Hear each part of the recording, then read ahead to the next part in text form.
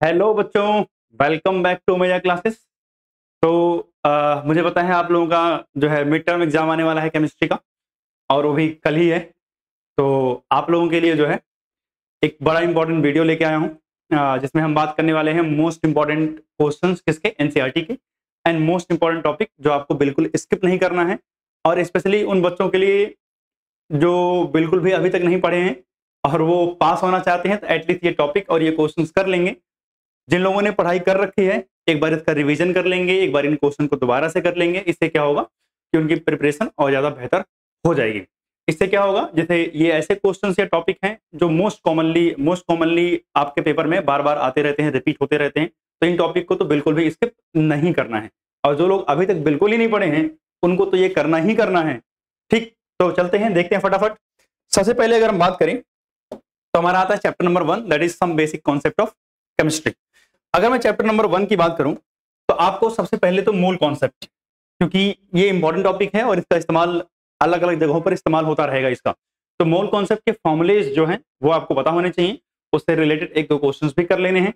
And उसके बाद दूसरा जो है empirical formula and molecular formula. Empirical formula आपको पता है सिंपलेस्ट फार्मूला होता है, एंड मॉलिक्यूलर फार्मूला एग्जैक्टली कितने नंबर ऑफ एटम्स होते हैं कितने मॉलिक्यूल्स के अंदर, उसको रिप्रेजेंट करता है। तो मॉलिक्यूलर एंड एम्पेरिकल फार्मूला को करना है।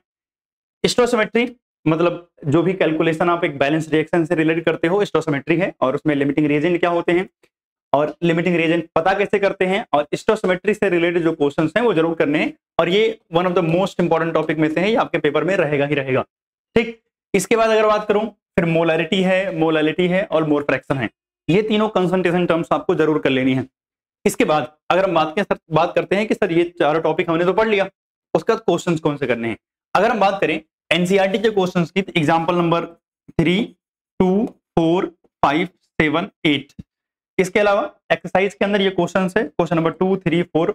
इसके बाद आप देख रहे हो मैंने यहाँ स्टार लगा रखा है, क्वेश्चन नंबर 24 जरूर करने हैं, 33 करने हैं, 34 करना है, 35 करना, मतलब ये कंपलसरी है। इसके आने के चांसेस क्या है, ज्यादा है, और ये इंपॉर्टेंट क्वेश्चन है। तो ये क्वेश्चन और ये टॉपिक आपको जरूर करने हैं। कहां से, some basic concept of chemistry यानी चैप्टर नंबर 1 से। अगर इसके बाद हम चलते हैं chapter number 2, that is structure of atom. तो स्ट्रक्चर ऑफ एटम में फोटो इलेक्ट्रिक इफेक्ट। अगर मैं फोटो इलेक्ट्रिक इफेक्ट की बात करूं तो डेफिनेशन पढ़ लेना है, फॉर्मुले इसके जो है वो पढ़ लेने हैं, ज्यादा कुछ नहीं, बस फॉर्मुला एंड डेफिनेशन आपको ध्यान रखना है इसकी। Numerical on application of Bohr model, या मैं बोलूं बोहर मॉडल के ऊपर जो न्यूमेरिकल्स होंगे, जैसे रेडियस निकालने के लिए हो सकता है, वेलोसिटी निकालने के लिए, एनर्जी निकालने के लिए है। तो ये फॉर्मूले याद रखने हैं और इनसे रिलेटेड न्यूमेरिकल्स एक बार ट्राई करने हैं।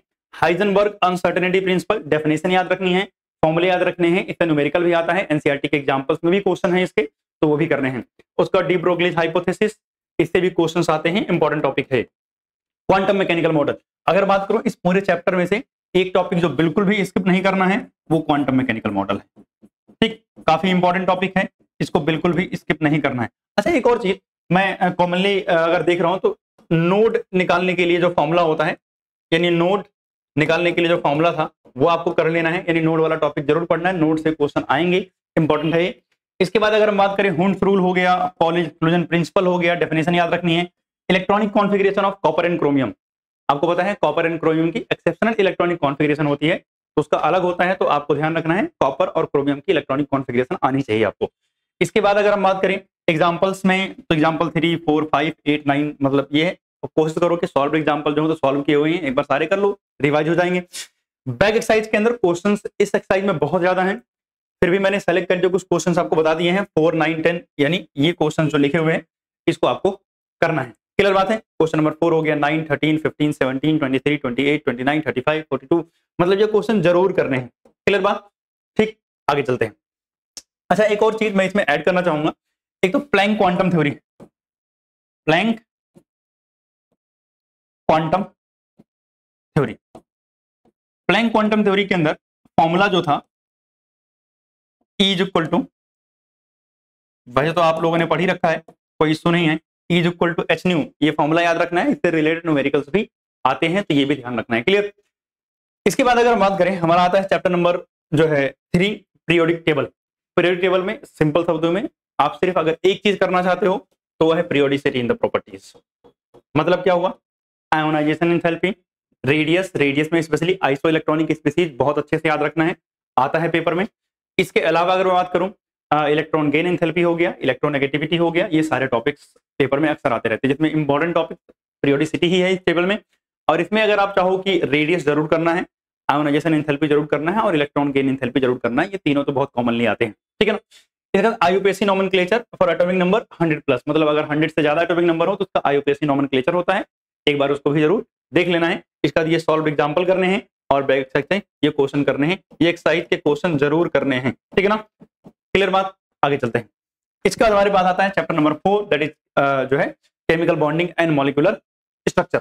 आपको पता है वैसे तो ये चैप्टर पूरा इनऑर्गेनिक केमिस्ट्री का बेस है, ये करना ही है, अगर आप चाहो तो आप पूरा ही कर लो, कोई दिक्कत वाली बात नहीं है।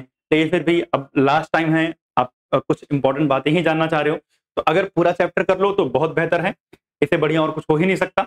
लेकिन फिर भी अगर आप चाह रहे हो कि भैया मुझे कुछ लिमिटेड टॉपिक ही करना है, तो पहली बात तो वेस्पर थ्योरी, वेस्पर थ्योरी में आपको शेप एंड ज्योमेट्री आनी चाहिए। क्या आनी चाहिए? Shape and geometry.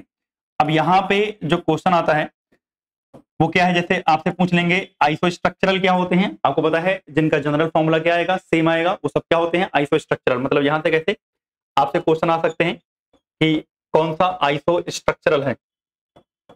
आइसोस्ट्रक्चरल का मतलब जिनके स्ट्रक्चर क्या हो, सेम हो। आपसे क्वेश्चन कहां से पूछ सकते हैं?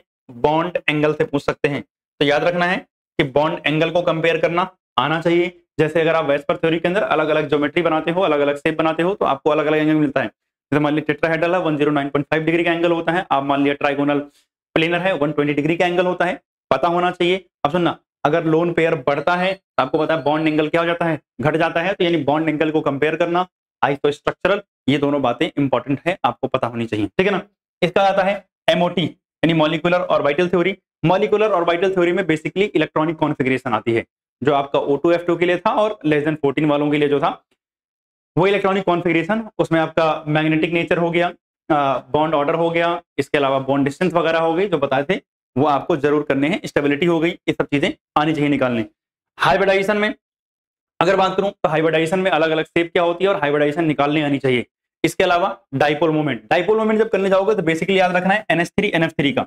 जब आप NH3 NF3 का डाइपोल मोमेंट कंपेयर करते हो तो NH3 का ज्यादा होता है NF3 से। क्यों होता है? एनसीईआरटी में एक्सप्लेन कर रखा है और सर ने भी आपको लिखवा रखा है, तो कोई दिक्कत नहीं है।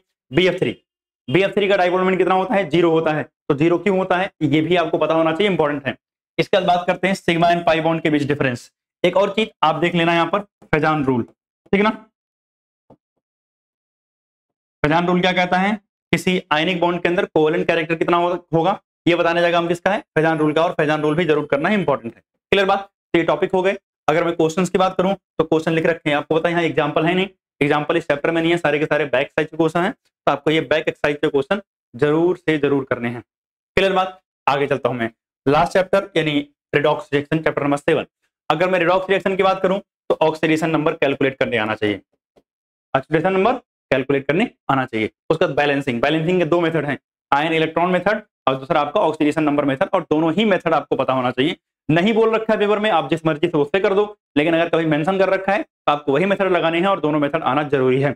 इसके बाद अगर बात करें disproportionation reaction, disproportionation reaction with example, यानी ऐसा नहीं कि बस रिएक्शन की डेफिनेशन याद करके चलेगा, एग्जांपल भी आपको पता होना चाहिए और बहुत इंपॉर्टेंट रिएक्शन।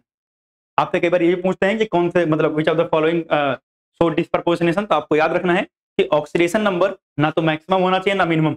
मैक्सिमम अगर किसी का ऑक्सीडेशन स्टेट है तो डिस्प्रपोर्शनेशन नहीं शो करेगा, मिनिमम है ऑक्सीडेशन स्टेट तब भी डिस्प्रपोर्शनेशन नहीं शो करता है। डिस्प्रपोर्शनेशन वो शो करते हैं जिनकी ऑक्सीडेशन स्टेट इंटरमीडिएट होती है। जैसे अगर बात करूं क्लोरीन की बात करूं तो -7 होती है मिनिमम और मैक्सिमम क्या होती है +7।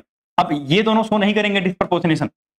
अब कहीं 5 है कहीं 4 है, ऐसी ऑक्सीडेशन स्टेट है तो वो डिस्प्रपोर्शनेशन शो करेगी, मतलब इन दोनों के मिडिल में जो होगा वो डिस्प्रपोर्शनेशन शो करेगी। एग्जांपल में इससे क्वेश्चंस हैं। अगर बात करो बैक एक्सरसाइज में, तो बैक एक्सरसाइज के अंदर रेडॉक्स रिएक्शन के अंदर, एक मिनट, यहाँ पे क्वेश्चंस ये आई थिंक लास्ट स्लाइड यहाँ पे कॉपी हो गई है, तो ये पूरा का पूरा नहीं है। अगर मैं बात करूं तो आई थिंक क्वेश्चन नंबर 18 है इसमें और एक क्वेश्चन नंबर 19 है। मैं एक बार, और क्वेश्चन नंबर 1 है, क्वेश्चन नंबर 2 है और क्वेश्चन नंबर 3, एक बार मैं कंफर्म कर ले रहा हूं, जस्ट 1 मिनट।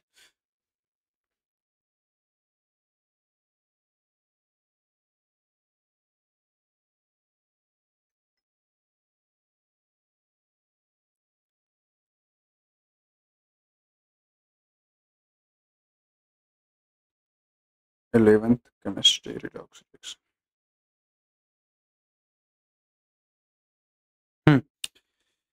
तो क्वेश्चन नंबर 1 हो गया, 2 हो गया, और एक तो क्वेश्चन नंबर 3 कर लेना है। उसके बाद बैलेंसिंग के क्वेश्चन जो आपके हैं वो है आपका क्वेश्चन नंबर 18 एंड 19।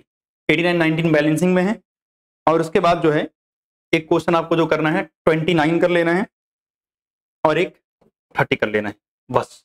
ठीक है ना। तो इतने क्वेश्चन। अच्छा, एक और क्वेश्चन वाला डिस्प्रपोर्शनेशन का। अगर मैं डिस्प्रपोर्शनेशन का क्वेश्चन बोलूं जो आपके एग्जाम्पल में है, वो आप एक बार जरूर करें उसको। Just example number 7.5। Example number 7.5 ये क्वेश्चन आपको जरूर करने हैं। ठीक है ना। अगर हम बात करें तो इंपॉर्टेंट टॉपिक मैंने बता दिया है, और बाकी इसको आपको जरूर करना है, और उसके बाद बाकी कल जाके एग्जाम दो। All the best for the exam, और होप आप लोगों का एग्जाम बहुत बढ़िया होगा। और हाँ, एग्जाम देने के बाद अगर इसमें से कुछ आपको फायदा मिलता है, बेनिफिट मिलता है, आके अपना फीडबैक जरूर शेयर करें।